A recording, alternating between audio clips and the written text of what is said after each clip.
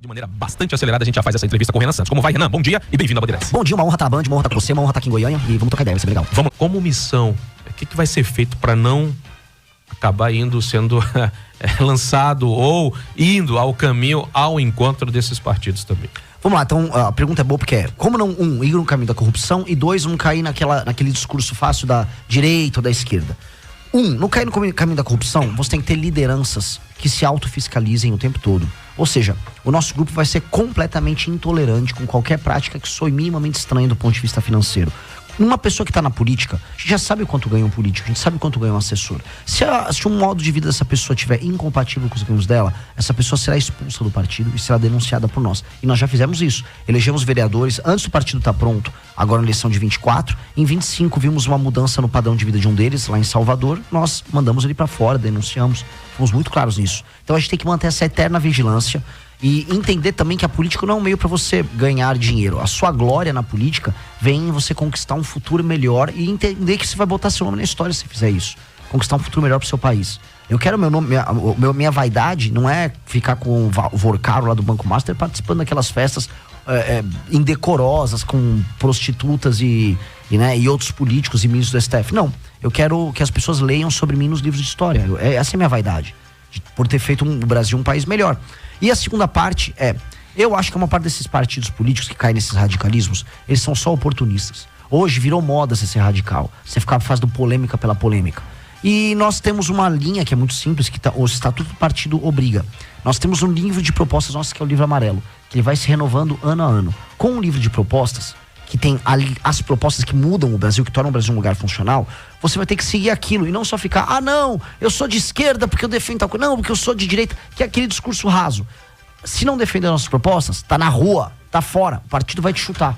E se quiser discutir elas, aí você tem um campo dentro do partido para você discutir as ideias. É bem simples, é bem tranquilo, só que é bem vinculante. Se correr fora da linha, tá fora. Se cochilar, e diga-se de passagem, uma observação, o que o Renan presidenciável tá falando, o caso, acho que o de vereador lá de Salvador, né, Renan? Sim. Que foi retirado do grupo em decorrência de suspeita. É claro que vale esperar a justiça ter uma decisão, apurar tudo isso, mas esse indício de suspeita, o partido, e o Renan é o presidente, optou por fazer isso, afastá-lo, para ser coerente com esse discurso que ele está trazendo agora. E tem pergunta aqui do João Renan sobre a escala 5x2. Tá votando lá, passou na Câmara, tá no Senado, me parece que não vai ser votado esse ano. E ano que vem, em havendo êxito na tua trajetória na busca pela presidência da República, defende, critica, tem um outro modelo melhor para o trabalhador brasileiro? Tem outro modelo melhor. O trabalhador brasileiro tem que receber por hora de trabalho, como acontece nas melhores experiências que tem no mundo. No mundo, se for nos Estados Unidos, um posto de gasolina, ele está contratando você, ele avisa quanto ele paga por hora. Ele avisa cada cargo, cada posição, quanto a pessoa trabalha por hora. E aí você consegue fazer seus contratos de trabalho. Existe sindicato, existe negociação coletiva, existe possibilidade de, eu quero fechar um contrato de 6 meses para trabalhar com essa empresa. Isso funciona nos Estados Unidos, como funciona em outras nações em desenvolvimento. O modelo nosso, a tal da CLT que a gente tem aqui, é um modelo muito antigo, dos anos 40. Não previa que havia internet, não previa que existe contrato intermitente, não previa nada. Aquela época era uma época que você tinha umas fábricas no máximo e umas fazendas. Hoje, a legislação tem que se adequar a isso. E quando eu falo para as pessoas, olha, mas Renan, se acabar com a escala 6x1 vai dar tudo certo. Não vai. O projeto que o PT botou é um projeto que é muito simples. Ele avisa assim, você vai trabalhar menos e vai ganhar mais. Não dá para isso acontecer. O Brasil, as pessoas estão ficando cada vez mais pobres, estão tendo que trabalhar mais tempo para poder pagar as contas, porque os produtos e os serviços estão ficando mais caros. O governo está cobrando mais impostos. A conta não fecha. Se o governo está gastando mais e te cobrando mais imposto, significa que os seus produtos que você consome vão ficar mais caros. Para poder comprar os seus produtos, você vai ter que trabalhar mais, não trabalhar menos. Então estão mentindo para vocês. E eu fico revoltado, porque tem um monte de gente que foi enganada pelo governo. E o que eu fico mais revoltado ainda, como é que votou a direita? Votou junto com o PT, lá na Câmara dos Deputados. Podem cobrar os deputados de vocês aí do PL, os patriotas que ficam se enrolando na bandeira do Brasil. Pode cobrar também a turma do PSD, que hoje é o partido do atual governador aqui. Votou tudo com o PT. E assim, votou contra o agricultor, votou contra o dono do restaurante, o dono da loja, e no final contra o trabalhador, que foi enganado. E o trabalhador sempre termina sendo enganado pelo governo federal, mas essa direita fraca que tá aí, vota sempre com o PT na hora que a porca torce o rabo. Significa que a esquerda e a direita é a mesma coisa no Brasil? Exato. É o que você falou, eles gostam de brigar na polêmica. E o travesti, meu Deus, não, olha, o travesti na escola, aí eles ficam brigando. Aí vem uma pauta que interfere na vida das pessoas, aí eles votam junto. Tá certo, 8h43, deixa eu pegar, antes do intervalo, pegar mais uma fala do Renan, foi importante ontem, você já estava aqui em Goiás e comentou, eu gostaria de entender melhor a tua fala sobre terras raras. A gente tem um local aqui em Minasul, no norte do nosso estado, Renan, que tem uma riqueza muito grande, você deve conhecer muito bem Minasul, e aí a discussão tá entre China e Estados Unidos têm interesse, China também. Qual é a posição tua como presidente do partido e, claro, ganhando a eleição para presidente da República, vai caminhar com os americanos, com a China, ou tem outro modelo para a produção desses itens tão importantes que é o novo petróleo, o novo ouro? Muita gente tem falado isso. Olha, a grande pergunta, isso leva muito nível da nossa discussão, porque essa é uma pergunta que vai definir o futuro do Brasil, tá? Primeira coisa que eu queria comentar isso, pra você ver como é bom ser um pré-candidato que tem proposta. Isso tá no meu livro de proposta. Então só vou repetir o que tá no meu livro, que foi o que o nosso time de especialistas discutiu, e o que eu discuti, inclusive, com os norte-americanos, quando eu estive agora na Casa Branca no começo do ano, e o que eu discuti com embaixadores de várias nações agora, coisa de um mês atrás. Vamos lá, ponto número 1. O mundo vai depender das terras raras para a nova industrialização que a gente vai ter. Ponto número 2. O Brasil tem a segunda maior reserva do mundo de terras raras, a primeira é a China. Ponto número 3. A China produz e processa 90% das terras raras do mundo hoje. Ou seja, o mundo inteiro está dependendo da China. E se o mundo não quiser depender da China, o mundo vai ter que depender do Brasil. O Brasil tem dois caminhos. Ou ele faz como ele sempre faz, que é pegar essa matéria-prima bruta que está debaixo da terra e vende, os gringos extraem e levam para fora, que é o que está acontecendo. E não só com terra rara. Eu fui ontem na fábrica, aqui quem é de Goiás sabe, da empresa anglo-americana, desculpa, que extrai níquel, depois de Niquelândia. Ele só extrai o níquel e manda o níquel embora. A gente não tá processando níquel, não estamos fazendo bateria de níquel, não estamos fazendo nada aqui em Goiás. Tá só mandando esse material embora. E essa empresa foi vendida pros chineses, pouca gente comentou, e só não está na mão dos chineses hoje, porque a venda foi barrada pela União Europeia. Olha só a loucura. Então eles lá fora se preocupando mais do que nós mesmos com essas questões que são estratégicas pra eles lá. Então, como nós vamos fazer? Nós temos que ter um governo que vai entender a nova posição geopolítica do Brasil. Essa nova posição geopolítica significa que o Brasil vai ser fornecedor de componentes e materiais processados ligados às terras raras para Taiwan, Japão, União Europeia, Estados Unidos, Canadá e porventura também a China. Já que essas nações que eu citei aqui dependem das terras raras, eles vão fazer extração e processamento com transferência de tecnologia para o Brasil, instalação de fábricas de baterias, porque boa parte desses materiais são utilizados para baterias. Aqui em Goiás vocês têm disprósio, vocês têm neodímio, que são componentes que viram, vamos dizer, elementos para essas baterias especiais, mas tem componentes óticos e dos mais diversos. Isso será produzido aqui e o Brasil tem que fazer lição de casa. Fazer investimento em pesquisa para processamento, fazer o investimento em infraestrutura, diminuir a carga tributária, diminuir os juros que nós temos, ou seja, controlando as contas públicas, e aí nós vamos poder produzir todos esses elementos de maneira competitiva e concorrer mundialmente com a China. Eu falo para todo mundo aqui de Goiás, se o Brasil for capaz de concorrer com a China nisso, nos próximos 40 anos, Goiás vai se tornar um Texas. Vai se tornar um lugar muito, muito rico. Vocês vão ter uma industrialização de altíssima complexidade aqui, empregos de altíssima complexidade. Só que não pode ter postura de puxa-saco ou de vassalo. Seja o Lula que puxa o saco da China, seja a família Bolsonaro que puxa o saco do Trump. Tá certo.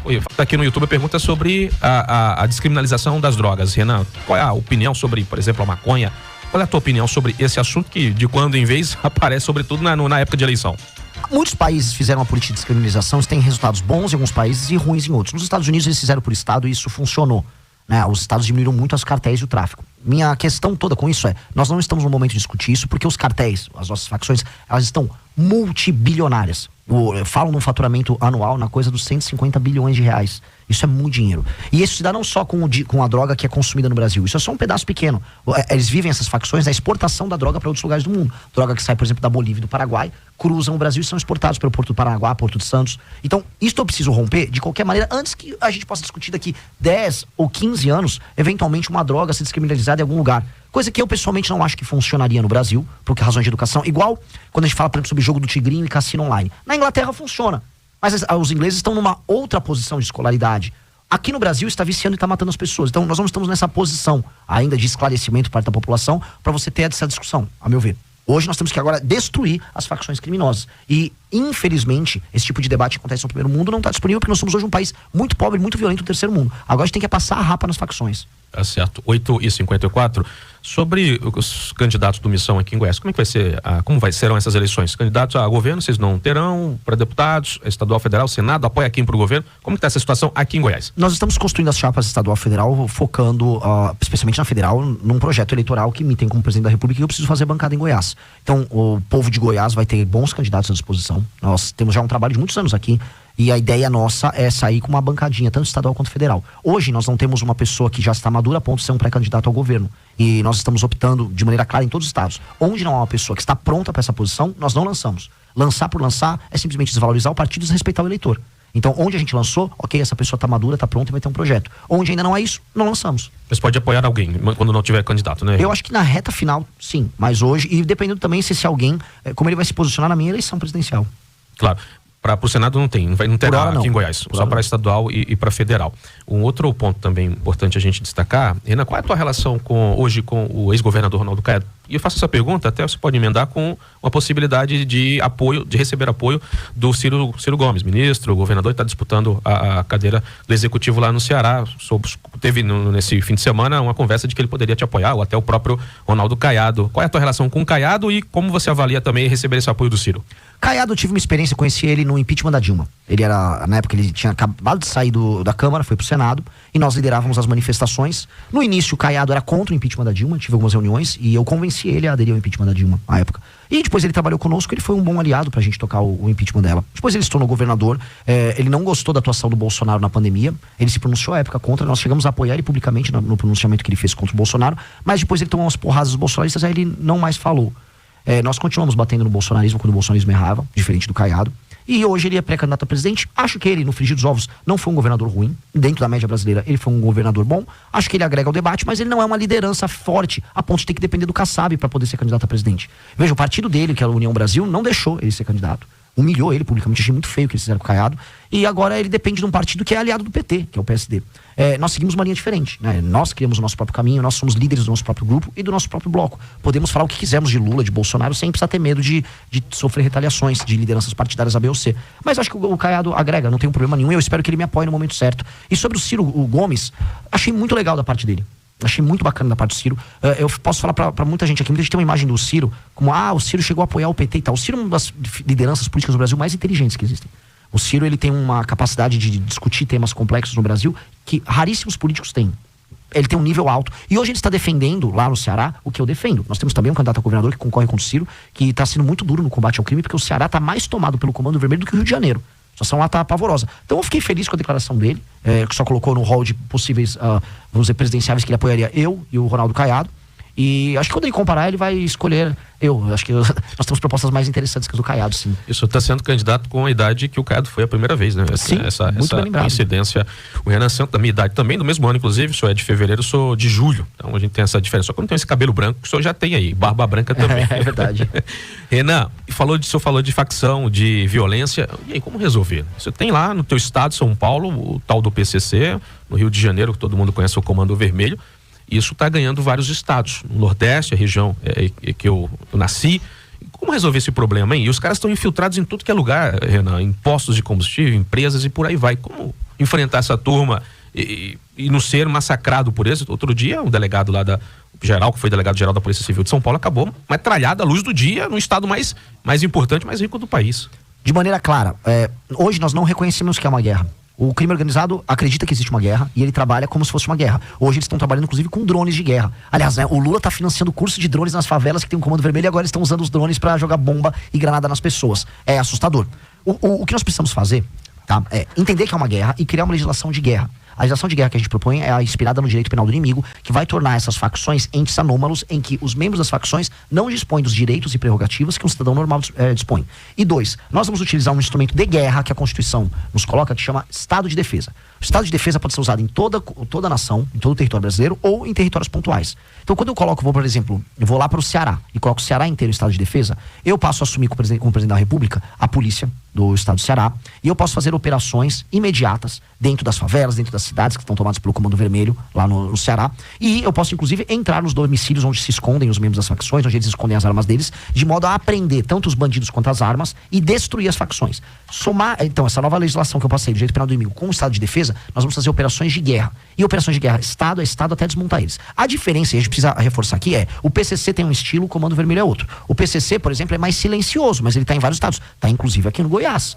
Eu vou inclusive visitar operações em que o PCC está presente. O PCC é uma organização que fatura mais dinheiro que o Comando Vermelho e é mais organizado. Para destruir o PCC eu tenho que brecar Porto de Santos, lá em São Paulo, tenho que brecar as fronteiras, eu tenho que brecar a lavagem de dinheiro para o posto de gasolina, brecar a lavagem de dinheiro, inclusive com institutos médicos. Teve um instituto médico aqui em Goiás que recebeu dinheiro do governo e no final eles faziam parte do sistema de lavagem de dinheiro do PCC. Isto é um outro estilo de operação que envolve inteligência e processos mais técnicos, mas também usando a mesma legislação. Com isso, e o Estado brasileiro entendendo que é guerra, nós temos 2 anos para destruir esses caras. E são 2 anos. É destruir completamente, terra arrasada, prender ou matar as lideranças deles e assim livrar o Brasil do crime.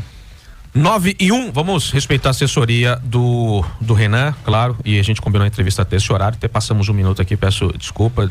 e encerrar e agradecer muito a tua educação de falar com o ouvinte da Bandeirantes. Se quiser acrescentar alguma coisa que eu acabei não perguntando, fique à vontade, por favor. Queria agradecer demais a oportunidade, a excelente entrevista. Queria agradecer também ao povo de Goiás pela recepção maravilhosa que eu tive ontem à noite no nosso evento. E avisar, olha, o futuro pro Brasil, ele é glorioso e nós temos que ser muito ambiciosos.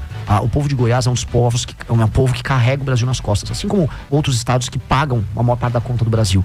Eu sei que vocês acham que vocês não têm o reconhecimento que vocês merecem por parte não só de Brasília, mas da cultura nacional. O Goiás não é visto como um protagonista, sendo que o Goiás hoje é protagonista. Se o Goiás precisa ser protagonista, entendam, é sendo muito ambicioso aquilo que a gente precisa fazer. Ambicioso nas terras raras, ambicioso em transformar agro em agroindústria, ambicioso em combater a mamata do governo federal e não ficar preso nessa coisa de Lula ou Bolsonaro. Isso é muito pouco, isso é muito pequeno. Flávio Bolsonaro é um sujeito vazio, envolvido com crime organizado no Rio. O Lula vocês já conhecem. Abram-se para novas oportunidades, abram-se para novas ideias, tem coisa nova vindo aí e nós somos o que é de mais novo e interessante.